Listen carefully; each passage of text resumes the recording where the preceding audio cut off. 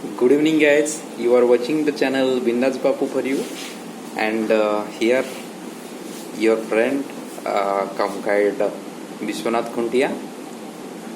So, as promised, today I have come up with another interesting topic for you. Let me tell the title of that topic. The topic is based upon labor mobilization, labor compliance, and welfare in linear projects. So friends, as you know, I have been working with some construction measures since last 10 to 12 years as a site HR. Basically, my job is to take care of the workmen and staff who are deployed over site for undertaking different infrastructure projects. And since last 5 to 6 years, I have been deployed in different linear projects. Rail, sewerage network, overhead electrification are some of the prestigious projects that I have undertaken. So today my focus will be basically upon the challenges in mobilizing labor and the ideal conditions the labor should expect and should be provided in a linear projects. So, first of all, let us go through the steps of labor mobilization. So, basically, labor mobilization means identifying the labors, identifying the requirement of the labors for a project till the demobilization of those labors from the site. The entire activity is called labor mobilization. So, there are different steps involved in this labor mobilization. To start with, the first step that is involved in labor mobilization is ascertaining the location, job and duration of the labors are required for. Whenever any infrastructure project is carried on, any construction project is carried, so lot of labors are required for that project. So the exact quantity of the labors are to be decided by the planning personnel itself. So we have to ascertain the exact number of labors and what seasons the labors are required for. The exact plan for the mobilization and demobilization should be in beforehand, before ascertaining or before starting mobilization of the labors. There are different types of deployment, different categories of labors available in the market. Broadly, they are classified in PRW, piece rate work labors. There are some supply laborers who daily basis, daily wages rated basis laborers. So we have to take a clear idea of the exact the mode of deployment, whether we are going to engage them as a PRW workman or this departmental workman.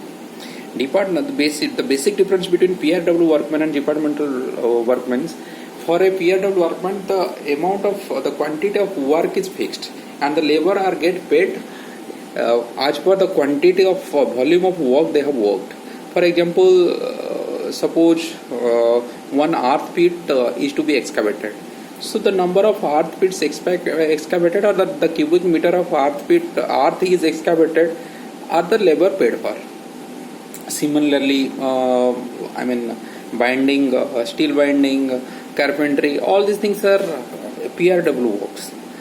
In the other way, there are some works which cannot be quantified, like the person who is helping in a quality lab, his work cannot be quantified.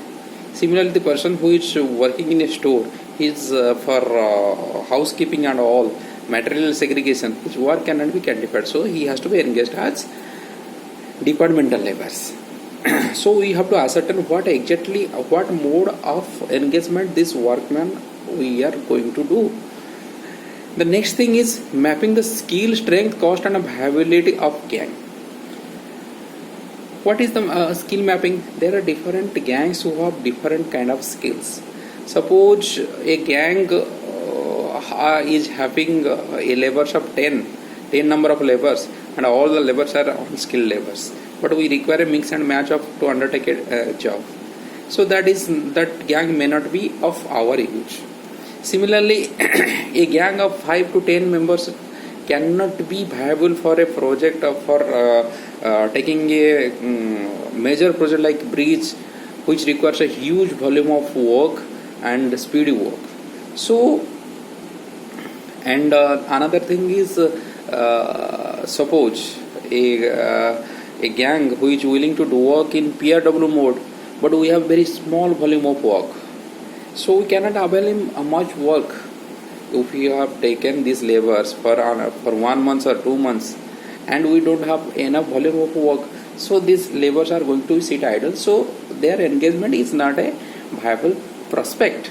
In that case, we should go for this departmental works. We will be engaged for a particular amount of number of days.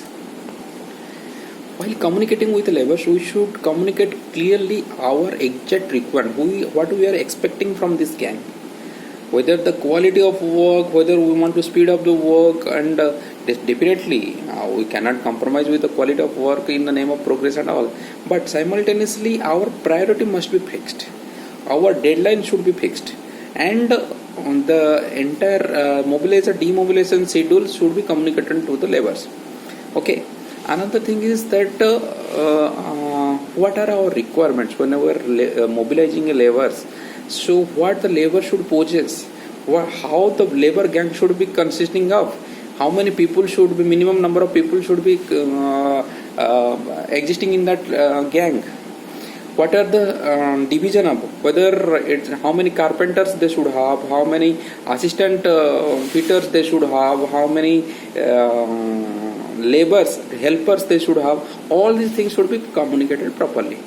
The other things that to be communicated to this labor gangs is that, to the gang leaders, is that what are the statutory norms we are going to implement in our site, what exactly they should carry whenever they are coming to the site, what facilities we are going to provide to them, how their life is going to be a better by associating with a branded company like us. What will happen to them if long-term association happens with us. So I mean to say that we should establish our brand, our trustworthiness with the company, trustworthiness of the company with the labor. So whenever we are going for a labor mobilization, we should plan for a long-term association with that labor gang. Sometimes what happens, laborers are identified, work location is ready, but the transportation of laborers becomes very cumbersome. We have to transport these people in a very short period of notice, and they may have extraordinary situation like the present situation where COVID pandemic is going on. The laborers do not find a suitable mode of conveyance from their work location to this place, I mean from their source location to work location. So it is, the onus lies with the employer, the onus lies with the company to arrange a conveyance mode for them for putting these laborers from their residence location to work location. Even if in some cases if the laborers are arranging their own conveyance mode, then we have to reimburse the conveyance expenses to the laborers whenever they are reaching the site. That is a must for any labor gang we are mobilizing to our sites. And whenever the labor reaches the site, it is our primary duty to screen these laborers to ascertain their competency level, whether any illegal employment is happening due to the suppression of age proofs and all those things, and due to many statutory compliances cannot be fulfilled if the labor is not having his Aadhaar card or any ID proofs. So we have to ensure that all the legal documents these laborers are having before putting them into work. Another thing, the laborers are more apprehensive about that, whether they will be given enough staying facility, proper soothing staying facility, all the benefits, conveyance from site location to their camps. All these apprehensions we have to clear one by one and with pleasantly and patiently, so that laborers will not have any anxiety in their mind. We must issue a ID proof to each and every labor who we are mobilized to the site, and periodically we should take care of their health checkups. We should arrange some medical camps. We should get them checked up by our resident doctors. So friends, now I have summarized the steps in mobilizing the laborers. Now we should go for the foremost past. As I have told that we have to ascertain the exact quantity of laborers, the exact number of days the laborers are required for, the exact kind of laborers that we required for should be ascertained by the planning department. In ideal condition, the number of laborers and the kind of laborers are ascertained as per the job, duration, season and cost revenue ratio. For example, we are undertaking a road project, okay, or a railway project. Most of the works are dependent upon earth movers and dependent upon heavy machineries which require enough movement, and the laborers are also required to work in open area. So during rainy seasons the access road is closed and most of the days the laborers has to sit idle. So we cannot plan for a massive labor mobilization during rainy season. Similarly, suppose we have undertaken a overhead electrification project and the location is heavily rain affected areas like Assam, and we are basically undertaking the foundation work where will by digging 1 feet or 2 feet the heavily water will come out. So it is not a good idea to mobilize many number of people during these seasons. So let's see in duration. So if the work is for only 15 days or 10 days, we don't think it is a good idea to mobilize laborers from different states and out of the place. So all these things we have to take care while planning for labor mobilization and giving numbers to the resource team about labor mobilization. Another thing is that identification and communication must be done when the project gets established itself. Whenever we are establishing the project, if we are not identifying the source of laborers, the exact number of laborers, it will be very cumbersome to arrange laborers.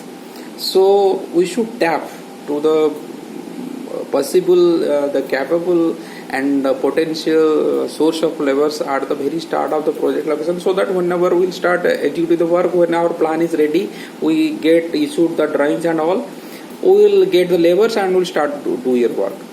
And another thing is that proper rate analysis is the foremost most important thing for finalizing the labor rates. Whatever happens during the labor rate analysis, the planning person do not do proper analysis and they do not consider the rate of minimum wages as per central or state wages, and the possible the customary enhancement of labor wages, which always changes in every 6 months, get enhanced by some percentage as per the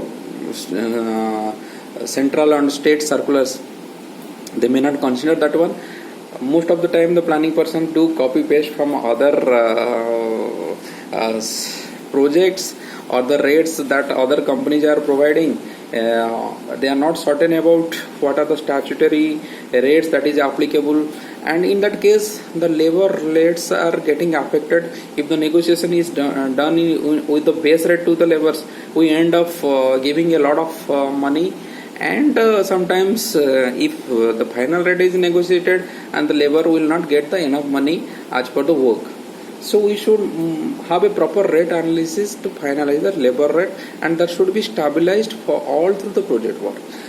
Definitely, as per the change in minimum wages, the enhanced amount should be added to the base rate. But the all other percentage like the agency commission and all those things should be fixed. The labor mobilization should be done in a phase wise. If we require 200 or 300 number of laborers, we should have the available work funds, and we should start with 10 to 50 laborers, and we should phase wise increase it up to 300. Similarly, whenever we demobilize the laborers, we should demobilize the number of laborers in a way so that the work will not affected or the work will not come to a standstill. Now let us go for classification of these labors. So by definition, all the workmen are workmen. All the anybody who is getting